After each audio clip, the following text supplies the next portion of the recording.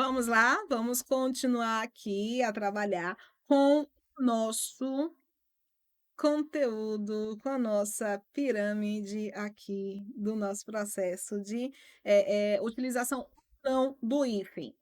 No bloco passado, falei bastante, vou repetir porque é sempre muito bom.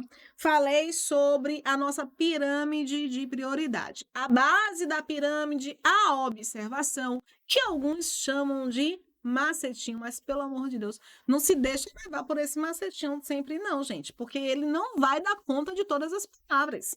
Há a regra do processo de derivação e a regra do processo de composição. São regras diferentes, muito diferentes. Então, você não vai poder tentar utilizar essa regra geral, que é a regra do macete, que vai dar conta de algumas palavras, muitas palavras, inclusive, e a regra ali do nosso processo de composição. Pelo amor de Deus, não confunde isso, por favor. Tínhamos que nós temos uma regra suprema. Se o nosso radical tem H, nunca vai juntar, sempre vai utilizar o hífen. E se eu encontro o có, o prefixo có, sempre vai juntar, com exceção da regra do hífen. Então, vai juntar, mesmo sendo igual ou diferente. O có junta, sendo igual ou diferente. Por isso que ele está acima dessa regra da base. Temos os famigerados.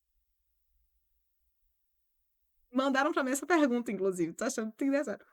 Os famigerados, os reconhecidos, os famosinhos, pré, pós e pró, que usam na vida.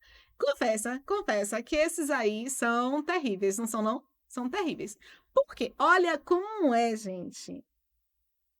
O conceito é muito interessante e muito engraçado, porque confunde mais do que ajuda. Mas eu vou falar para vocês, de qualquer forma, como é que está lá escrito no novo acordo ortográfico.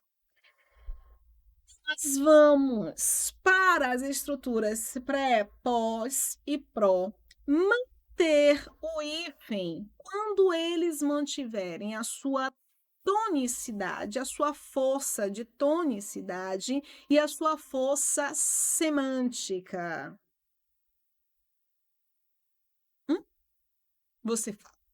Aí você lê de novo, você diz assim: "Mãe me alfabetizou, eu fui para a escola, como é que eu não estou entendendo esse texto?". Aí você lê novamente que quando for uma unidade com independência fonética, de tonicidade e de, semântica, você vai manter o hífen. Aí você lê de novo. E vai dando aquele desespero. Como é que a gente resolve? Pró, resolve? Resolve. Tem que se esforçar, mas resolve. Às vezes vai gerar mesmo uma certa angústia, porque, como o próprio conceito apresenta, há uma necessidade de perceber a semântica do processo. O que que é semântica? Semântica é a mesma coisa que sentido. Então, se houver uma independência semântica, você vai colocar o hífen. É como se, a ideia do pré, do pós e do pró se enfraquecesse, e por isso a necessidade de retirar o hífen. Por exemplo, você consegue perceber muito claramente a ideia do enfraquecimento com a palavra preconceito. Notem que se eu escrevo preconceito assim, dessa forma, sem o hífen, e escrevo preconceito com o hífen, a ideia vai mudar. A ideia vai mudar. O preconceito sem hífen, você pensa na intolerância, na intransigência, na discriminação, ok? Preconceito com hífen, você pensa em conceitos prévios. Então, esse preconceito com hífen, que teria que ter, inclusive, o acento, é um conceito anterior. Preconceito, discriminação, intolerância é um conceito anterior? Mas é como se a força desse pré tivesse se enfraquecido e ele tivesse sido mais incorporado ao radical, entende? Então, é muito subjetiva essa relação, essa forma de percepção do pré, do pós e do pré. Nós temos, falei do pré, né? Então é do pré, do pós e do pró. Nós temos uma palavra, inclusive, que é a palavra pré-estabelecido, ou pré-estabelecer. A gente tem uma ideia muito clara desse pré, mas a palavra pré-estabelecer não tem um hífen, vai ser junto, ok? Por quê? Porque como é que acontece esse processo de pesquisa para o reconhecimento dos termos? Eles vão fazendo entrevistas e vão conhecendo como é que a maioria das pessoas se relacionam com determinado termo. E aí eles passam a ter este reconhecimento. Uma palavra nova, por exemplo, se essa palavra já está sendo largamente utilizada entre os falantes, ou alguma transgressão gramatical que passa a ser incorporada pelos usuários da língua, e aí eles precisam, depois de algum tempo, reconhecer. Beleza? É a produção natural da palavra. Pré-estabelecido, eu tenho uma vontade enorme de colocar. Não sei se acontece isso com vocês, mas eu tenho uma vontade enorme de colocar o hífen. Enorme, porque na minha cabeça a força semântica do pré é clara. Só que existe o reconhecimento de que tem, entende? Porque é, de fato, subjetivo. Ora, a maioria das palavras vão gerar essa angústia do pré-estabelecido? Não, não vão. Por exemplo, predatar. Você sabe que é uma data anterior, ok? Então, você tem ali a utilização do hífen, claro, bonito, lá, lindão, né? Como dizem, lindão, lá pleno, era a palavra que eu queria procurar. Ele está pleno na palavra predatar. Em os termos, o preposto no direito, você que estuda para concurso público, você que já que é dono de empresa, você que é advogado, a palavra preposto, contador, preposto faz parte desse contexto de vida. Então, você consegue perceber que o preposto, a ideia do pré, ela vai se perdendo. Para quem não sabe o que é preposto, o preposto é aquela pessoa que vai representar alguém. Em uma ação judicial, você tem um representante da empresa. Não é o dono da empresa que vai, é o preposto. Ele vai representar o dono da empresa. Então, a ideia do preposto, você tem um enfraquecimento. É igual a ideia da prevenção. Você não pensa na prevenção. Tem um enfraquecimento do pré. Você tem um termo novo hoje que está sendo bastante usado, que é a pós-venção, ok? Prevenção, pós-venção, são as intervenções feitas posteriormente. Então, você encontra aí uma ideia muito clara do enfraquecimento com essas palavras. Fácil, vou enganar você, amigo. Não vou enganar você, amiga. Não é. É simples, não é, mas é lógico. Tem uma certa lógica aí dentro dessa construção, porque se a gente aceita bem o preconceito, o preposto, se a gente consegue entender esse enfraquecimento nessas palavras, é porque existe lógica sendo aplicada, tá? Então, para essas palavras, a complexidade maior é justamente esta. Aqui tem um errinho, olha. Acabei de verificar. Aqui deveria ser com os prefixos. Tenho que corrigir. Com os prefixos vice, solto, grão e grã, sem e além, ex, a quem e recém, sempre utilizar o hífen. Você vai sempre usar o hífen. Espera aí que o negócio ficou aqui meio borradinho. Vou colocar embaixo.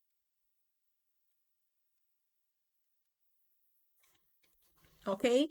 Então, com esses aí, sempre utilizar. E eu tenho uma piada boa em relação a isso, por causa desse ex.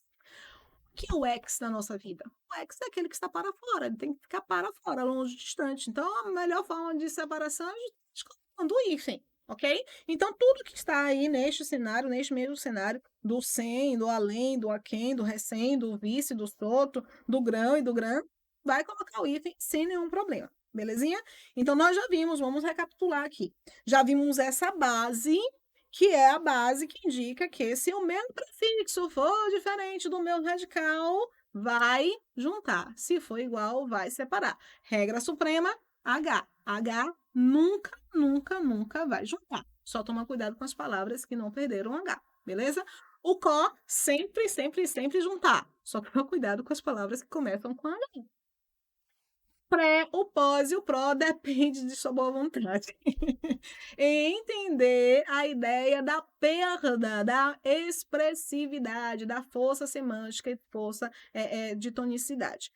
Os prefixos ex, soto, vice, grão, gran, sem, além, a quem, sempre juntar. E aqui, o último que faz parte de nossa pirâmide, mas eu tenho que complementar essa pirâmide. Nos próximos slides, a gente vai ver algumas outras regras, é porque são regras muito específicas, né? Por isso que não estão aqui.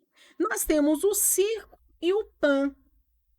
Se eu tiver circo e pan antes de AM, antes de A ou antes de vogal, a gente vai colocar o hífen. Pan continental vai ter hífen? Não vai ter hífen. Não vai ter hífen. Por quê? Porque é com uma consoante, ok? Então, esta é uma pirâmide que você vai conseguir acompanhar bem o processo de utilização de hífen. Agora, gente, para a diversão, a gente vai analisar algumas observações de uma maneira mais visual, tá? Recapitular o que nós já vimos com a pirâmide, mas com uma estratégia mais visual. Esse material é muito legal. Esse material é muito legal, porque ele trabalha com ele é mnemônico. O que é mnemônico, professora? É quando nós vinculamos um conceito a uma imagem, tá? Então, algumas dicas, elas são muito representativas, elas contam uma historinha. Você que me segue no Instagram, você acompanha essas minhas dicas diárias de língua portuguesa. Então, é algo que é bastante rápido, é veloz. Você bate o olho, você já consegue identificar o que significa. Esta aqui é a regra geral. Aquela regra geral que está na base da minha pirâmide é esta aqui.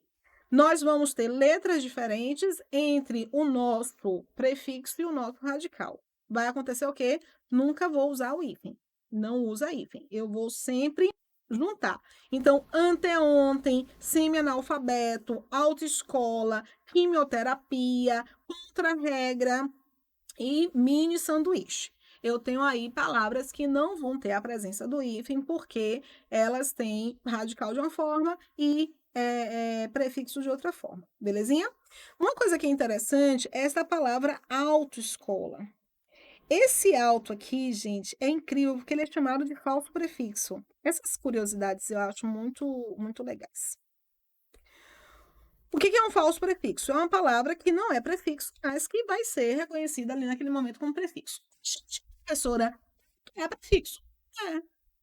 Só que esse alto não é o alto que é a ideia do interno, do próprio, tá? Como eu faço uma autorreflexão, é porque eu estou fazendo uma reflexão acerca de mim, tá? Esse alto não é esse alto. Este alto é o alto de automóvel.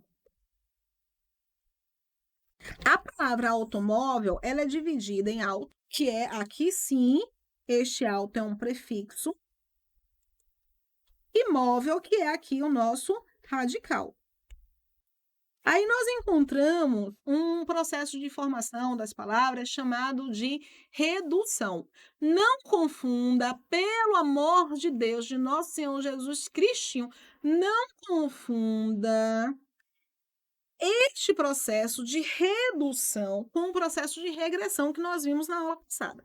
O processo de regressão é quando eu tenho uma perda de fonema. Eu encontro uma palavra, um radical, e aí na construção de uma nova palavra eu tenho uma perda de fonema. Como acontece em comprar, que é a palavra original, primitiva, e o termo compra. A compra só acontece se alguém comprar. Então, se a compra só acontece se alguém comprar, significa dizer que a compra que é o derivado, não é o contrário, beleza?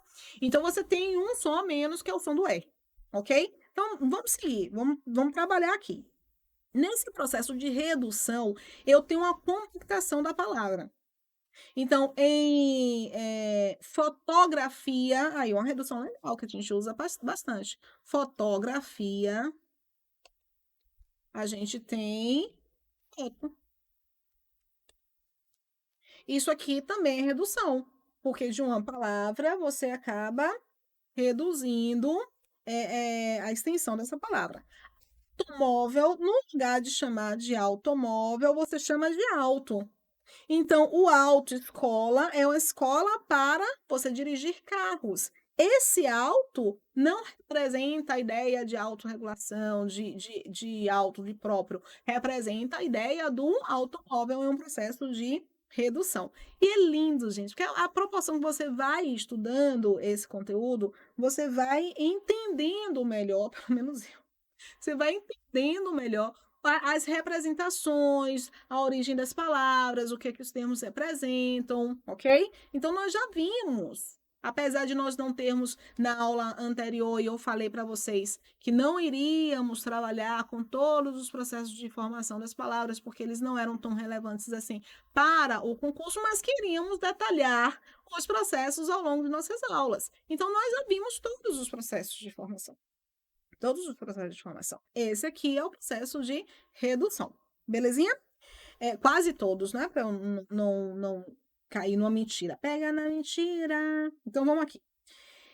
Dentro dessa regra básica, nós vimos, aqui só é recapitular para você ter essa dica aí sempre ao alcance. Nós temos micro-ondas, que é prefixo e radical, com letras iguais. Então, dá uma separadinha. Contra-ataque, dá uma separadinha. Hiperromântico, dá uma separadinha. Eu vejo no lugar errado, mas enfim.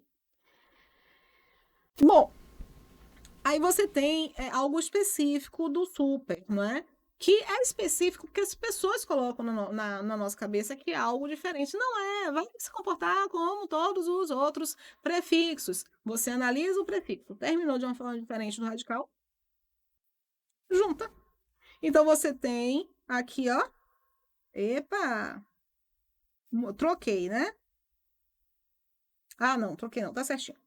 Prefixo igual radical, super realista, super requisito, super requintado. Coisa nova, é a mesma observação. Eu lembro que logo quando o novo acordo ortográfico foi assinado em 2009, o novo acordo ortográfico é de 1990. Aí, em 2009, eles declararam que entraria em vigor e que nós teríamos alguns anos para nos acostumarmos. Eles deram até janeiro de 2014. Chegou, gente, em outubro de 2013, o pessoal desesperado, né? Então, fizeram o quê? Prorrogaram, deram para nós mais 2 anos. E passou a vigorar no dia 1º de janeiro de 2016, ok? O texto do novo acordo ortográfico, ele é muito extenso. Ele é muito extenso. Porque essas observações, essa observação de os opostos se atraem, os iguais se repelem, é uma observação que foi sendo forjada ao longo do processo pelos professores, ao identificarem como essas observações, tá? Então, passamos a apresentar isso para os nossos alunos. Porque o texto do novo acordo, ele tem uma observação para os prefixos, para os falsos prefixos, para o super, para o hiper, para o có, sub, para o pré, para cada um é longo, é longo. E tem umas terminologias que são esquisitas para a maioria. Então, o que que os professores fizeram? Os professores fizeram igual a passada. Eles digeriram e eles regurgitaram. Ficou muito porco isso, né? Mas foi isso que a pessoa fez. Essa é a função do professor, tá? Então, aqui o super, o hiper, o super, hiper. Não lembro o outro que termina com R, mas tem um outro que termina com R também. Mas a gente vai se comportar em relação a eles da mesma maneira como a gente se comporta em relação aos demais. Isso que é coisa nova. Esse aqui é uma coisa nova, que é algo novo que eu estou apresentando, que é a observação sobre o sub. Não está na pirâmide, algo que eu vou levar também para a pirâmide, para nós termos ali concentradas em uma pirâmide todos todas as nossas observações. Regra do sub. Se o sub estiver antes de B, antes de R e antes do H, ele vai ter que usar o hífen. Antes de outras letras, a gente não vai ter hífen. E não vai ter o hífen, vai juntar. E tem uma certa lógica, gente. Tem lógica, tem coisas que tem muita lógica. A gente acha que não tem lógica, mas tem lógica. O sub, você imaginou uma palavra escrita assim? Não tem lógica. Você olha e diz, não pode. Três consoantes assim, não pode, né? Não é porque tem três consoantes, não, isso eu tô brincando. Mas você vê o bebê, só faltou outro B para ser BBB. Então a gente encontra o subbloco. Vamos ter que colocar o, o hífen. O H é uma questão lógica também. H é o topo de nossa pirâmide. Imagina se somente com sub houvesse uma variação. Não, tá lá no topo de nossa pirâmide. O H, ele mantém a sua supremacia. Por isso, o sub com H vai colocar o hífen. Você tem um sub com R. Sub com R, imagina essa palavra. Imagina, ó, subregião. Imagina se isso aqui é possível, subregião. Não é possível. Então, você não tem a possibilidade de colocar, tá? Então, se encontramos o B, o H, o R, a gente vai colocar o hífen. Se for uma dessas, você não precisa se preocupar, junta. Coloca essa história de amor, olha, incorporadinha, subalterno, submisso, submarino, subatômico, tudo juntinho, bonitinho, tá? Tem uma palavra. Isso vai acontecer também com ab, tá? Porque essa observação do sub serve para os prefixos que tem B. Prefixo que tem B, vou colocar, você encontra também o sob, e você tem o ab. Então, você tem.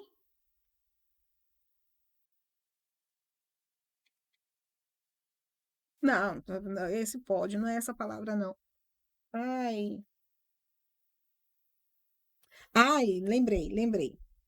Qual é a palavra que eu estou lembrando? Isso vai acontecer com o sub, com o abrupto, não. Tem gente que fala abrupto, tá? Vai ser abrupto mesmo. Existe essa possibilidade, tá? Você vai encontrar este termo.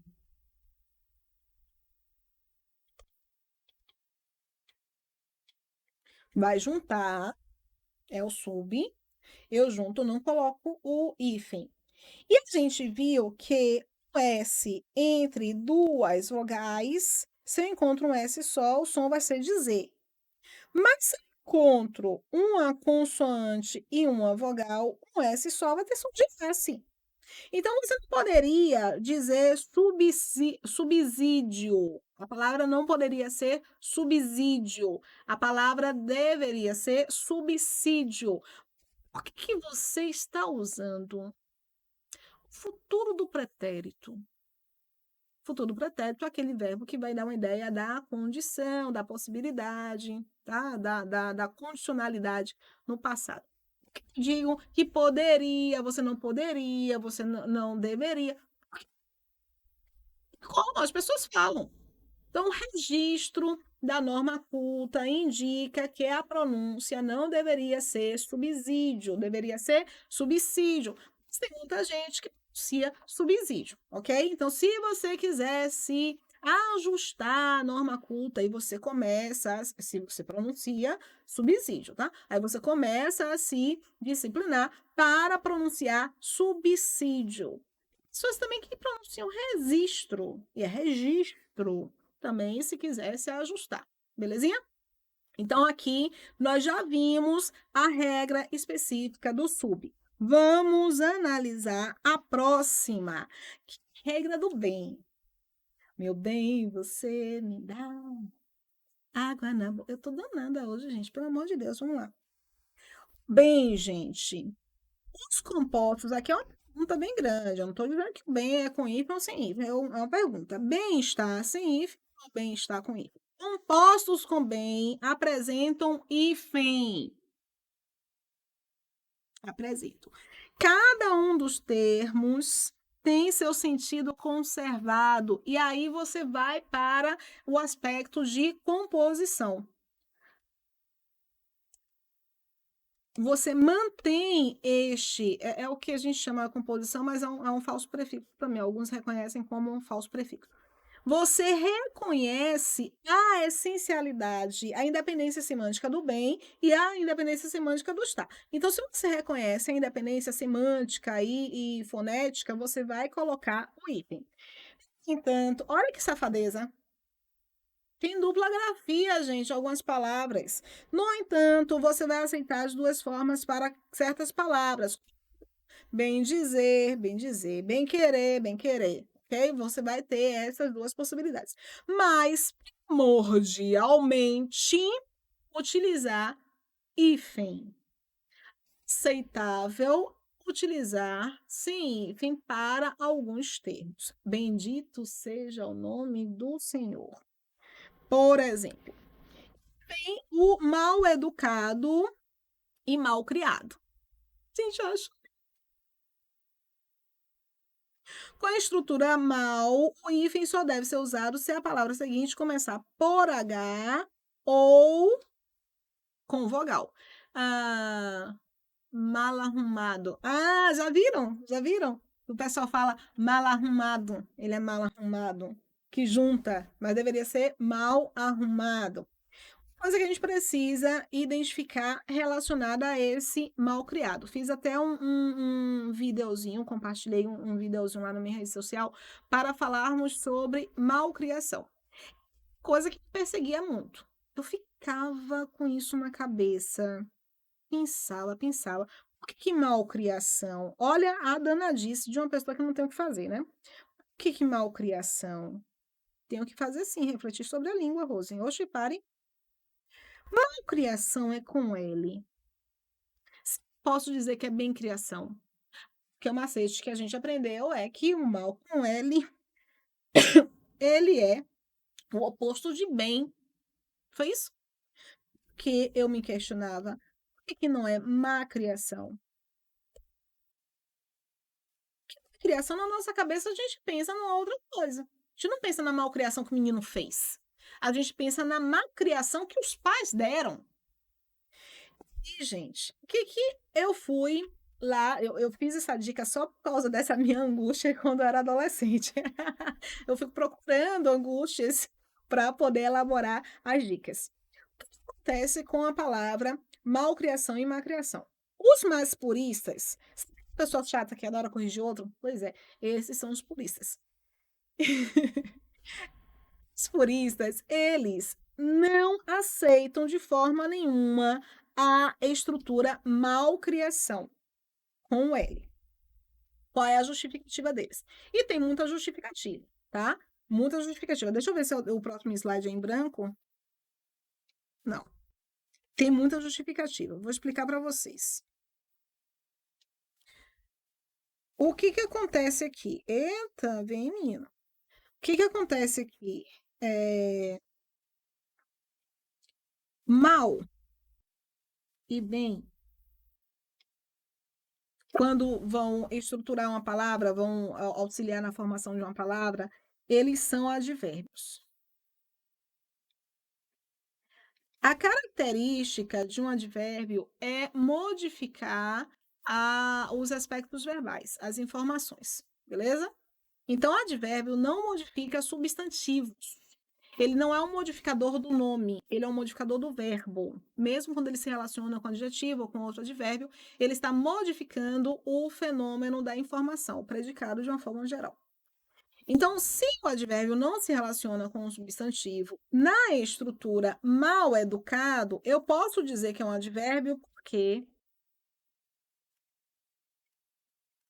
educado é um adjetivo. Ok? Então, aqui, no processo de composição deste adjetivo é composição, porque cada um dos termos mantém o seu valor semântico ali preservado. Eu encontro cada um dos termos com uma independência semântica muito forte. E esse mal, ele compõe um adjetivo composto, é horrível, né? O adjetivo é um adjetivo composto, estruturado por um advérbio e um adjetivo, beleza? A mesma coisa acontece com mal criado.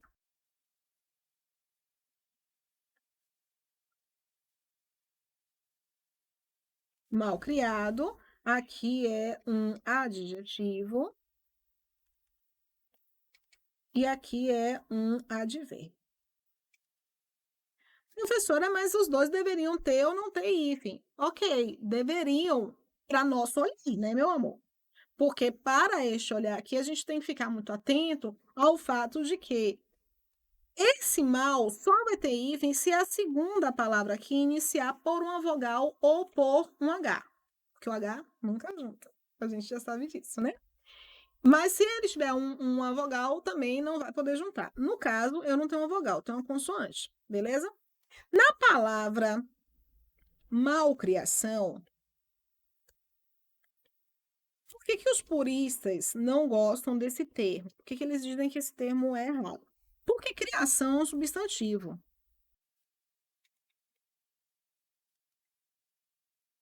E mal é um advérbio.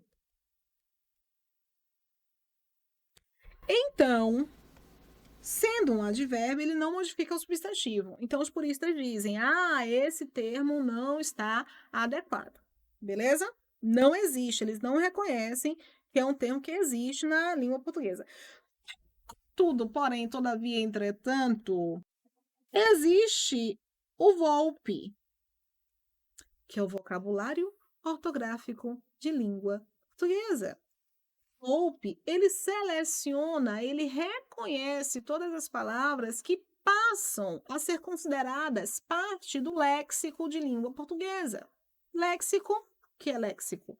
Léxico é a mesma coisa que vocabulário, que é conjunto de vocabulário. Por exemplo, eu, indivíduo Rose, tenho um léxico, um conjunto de termos que eu conheço, que eu utilizo. Você que está me assistindo tem o seu léxico. Nós, de Salvador, temos o léxico da região. Brasil tem o seu léxico. Então, depende do grupo, depende da forma como nós estamos observando. Mas léxico é basicamente isso. Então, lá quando o concurso coloca a escolha lexical, é a escolha do vocabulário, a escolha da palavra. A gente pode pensar superficialmente que léxico é palavra, ok? Então, o Volpe, ele reconhece o léxico. Primeiro entra no VOLPE para depois o termo ser reconhecido pelos dicionários. O purista, ele não reconhece isso, mas o VOLPE reconhece. E qual é a lógica do VOLPE, professora? É uma lógica muito interessante. Qual é a lógica do VOLPE? O VOLPE considera que malcriação, vou apagar aqui, o VOLPE considera que a palavra malcriação é o ato da pessoa que é mal criada. Então, qual é o radical da pessoa que é mal criada? Aqui, olha, esse L vai. Então, malcriação, na verdade, sem esse D. Vou tirar o D.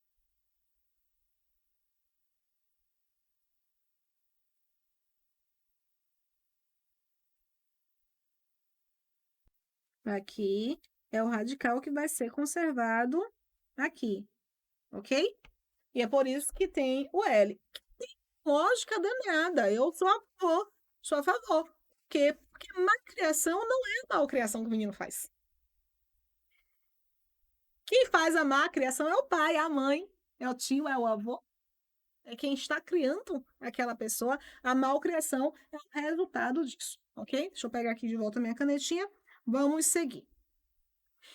Bom, o último tópico é o hífen no processo de composição. Mas isso aqui a gente vai deixar para o próximo bloco. Até o próximo bloco.